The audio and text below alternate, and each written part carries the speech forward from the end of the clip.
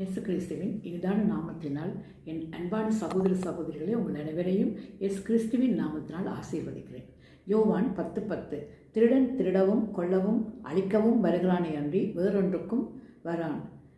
நானோ அவைகளுக்கு ஜீவன் உண்டாயிருக்கவும் அது பரிபூர்ணமடையவும் வந்தேன்.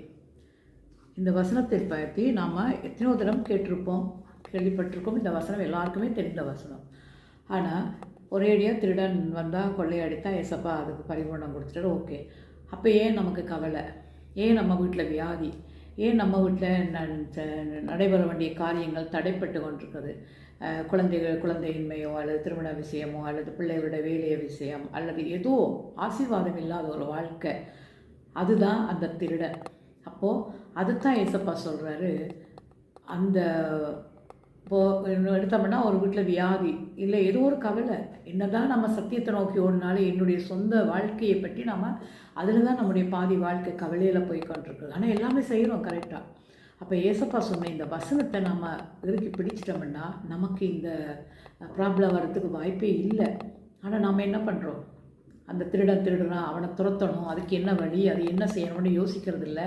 அந்த கவலையே பார்த்துக்கிட்டு அதிலேயே மூலமை கொடுத்து அதை மகிமைப்படுத்தி அதையே நினைத்து வாழ்ந்துருக்கோம்.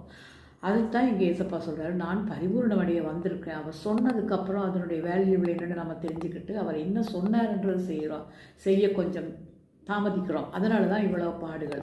அதனால தான் இங்கே என்ன சொல்லியிருக்காருன்னா 14:21 என் கற்பனைகளை கை கொண்டு அவைகளை கை கொள்கிறவன் என்னிடத்தில் அன்பாயிருக்கிறான் என் பிதாவுக்கு அன்பாயிருக்கிறான், நானும் அவனில் அன்பாயிருந்து அவனுக்கு எங்களை வெளிப்படுத்துவேன்னு சொல்லிட்டாரு.